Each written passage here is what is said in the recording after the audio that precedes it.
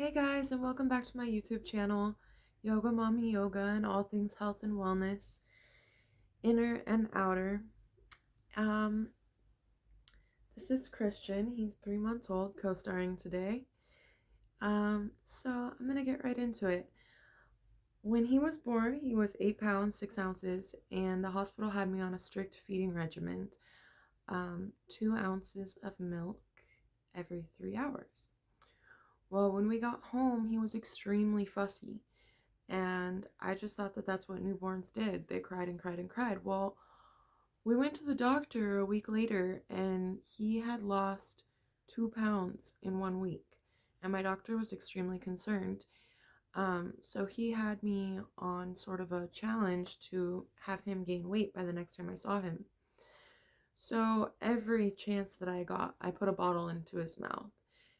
He would be sleeping and I'd wake him up and feed him. Just every chance that I got.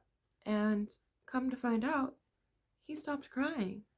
So he wasn't fussy, he was just hungry. So, ooh, good burp. So, on that note, um, yeah, if your baby's crying, it's probably one of three things. They're either hungry, they need to be changed, or they're tired. So before you just think you have a fussy baby and you get all stressed out over it, try one of those three things and you might find out that you have a little angel as well. Huh, baby. So, just while we're talking about feeding, I wanted to breastfeed him. Obviously, it's the natural thing to do, but I really just didn't have time with the circumstance I was in. So we went on to Similac Sensitive, and he actually was really constipated in the beginning, but he got used to it. It leveled out in his body. But there was a period where he was extremely uncomfortable until there was a recall on the powdered formula, and I had to switch over to Infamil Gentle Ease. And not only has this formula been extremely mild on his body and he's had not one issue, they come in already mixed bottles. And they actually come in bottles that you can just stick the nipple right onto. So, that's been extremely helpful as well.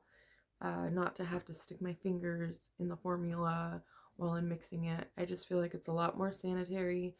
I can get the bottle to him quicker, just being able to stick the nipple on the end. So it's been great. Infamil Gentle Ease. And as far as bottle cleaning goes, I got a bottle sanitizer off of Amazon for like $30. You want to also buy the tools to clean the bottle first. So what I do is I fill a Tupperware with Dawn dish soap, and I put it in the sink with hot water, and I let the nipples soak, or the bottle soak. And then when I have enough in there, like, a dish load, which the sanitizer holds 6 bottles, I wash them out with the dish soap till they're completely clean, and then I rinse them and stick them in the sanitizer. And you just add filtered water to the sanitizer. It takes like 20-30 minutes. It just scorches them at an extremely high heat, and yeah, I really recommend that because babies can get sick from not having cleanly bottles. I've heard of it happening. The next thing I want to talk about is clothes. So a lot of people say that zipper footies are the best way to go. Obviously, there's a give and take. You have to sacrifice some of your wants and needs, because you're not always going to be able to find exactly what you want. What I prefer are the button footies because there's no chance that I'm going to zip his skin up in the button footies because, um, they're buttons. But also, my little chunker here, I took his zipper footies off and I noticed the zipper imprint along his leg. And, as a very protective mother, I just didn't like seeing that. I already don't put him in pants, jacket, suit uh, outfits because I don't want to put that spandex elastic band around his waist and cut off the circulation to his body. I just don't see the point. So, yeah, I prefer footies so that A, you're not losing socks. There's always a rogue sock somewhere in the house. Um, and B, um, you're not zipping their skin up. But he's in a zipper footie right now because I can't always find um,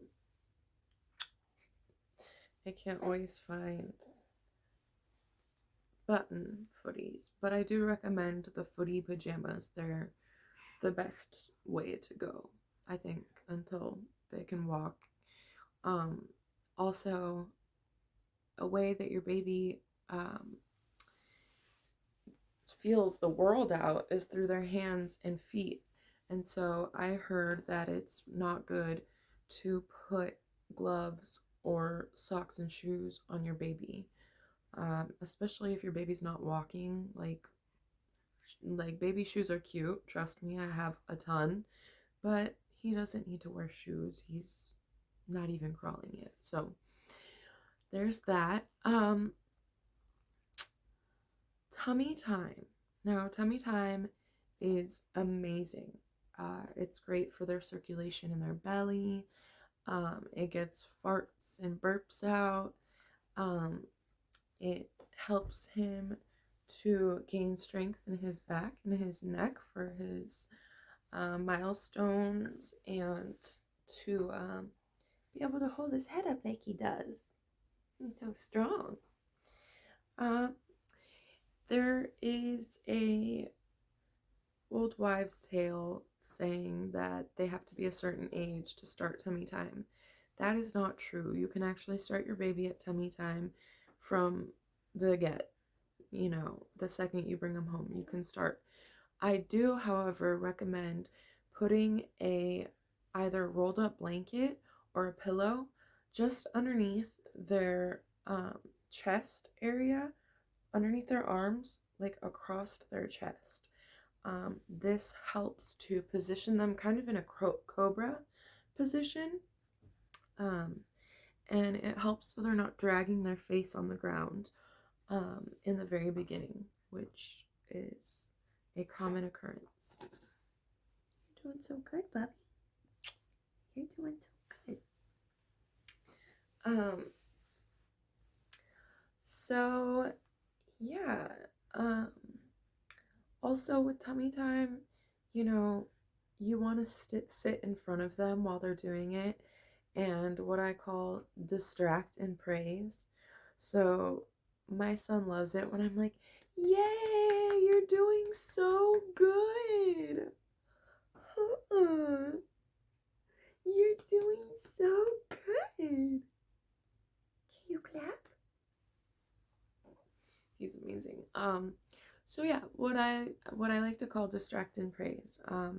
You can put like a rattle in front of them.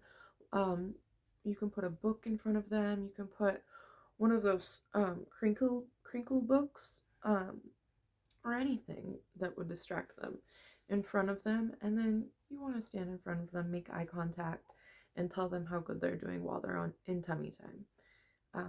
That always helps the process along, and encouragement is just, there's nothing better you can do for your child, honestly. So yeah, the last thing I wanted to talk about was I was 181 pounds at the end of my pregnancy, and after I gave birth, I stopped being able to feel my left foot, not the whole foot, just the heel. And I've researched it, and I think it's called plantar fasciitis. I haven't seen a doctor, so I can't be 100% sure on that. But I did get shoe insoles from Walmart for like $5, and the feeling is starting to come back in my heel. So yeah, I got shoe insoles strictly for fasciitis, and it's helped a lot. Um, when I get out of bed in the morning, it felt like there were 1,000 knives stabbing into my foot. So that's not happening anymore thanks to the shoe insoles. So if you are having foot problems, which is very common, um, I highly recommend getting shoe insoles, which, like I said, you can get anywhere. Um, so yeah, I think that's it. Oh, I'm so sorry. I wanted to talk about bath time really quick. So bath time is very important. You only need to bathe a new baby.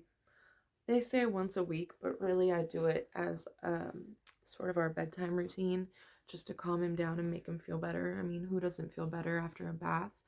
So I did want to stress the importance of having the temperature ready before you put the baby in. Honestly, before you even get the baby undressed, just take your time to really make sure that the water is warm enough to stay warm while your baby's in there taking a bath, but not warm enough to cause redness to the skin.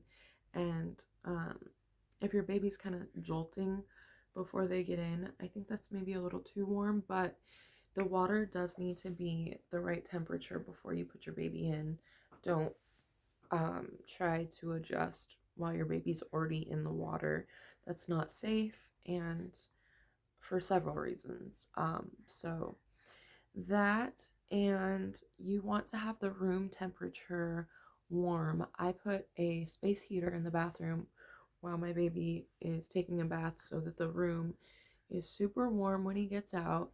And the towels are all ready. I have a towel laying down, and then I wrap him in a towel, like kind of swaddle him, and then I put him on the towel that's lying down to dry him off, and put powder on him, which there's Burt's Bees baby powder. It's talc free. I highly recommend that. But yeah, make bath time fun and relaxing for your baby. There's a ton of different baths you can get online. Also, for the first time, I got into the bath myself after I took a shower so that I wasn't secreting any toxins onto my baby. I took a shower, filled the bath afterwards, and I laid down and had him lay on my chest in the bath, and he just loved that. He felt a lot more comfortable with me being in the bath with him. He kind of swam around a little. So, yeah. Motherhood is such a beautiful thing, and there's so many details to it, and I want to help you guys in any way that I can. Let's raise this next generation right, huh? All right. Well, thank you for joining me today. I hope you have a blessed day, and I hope to see you soon.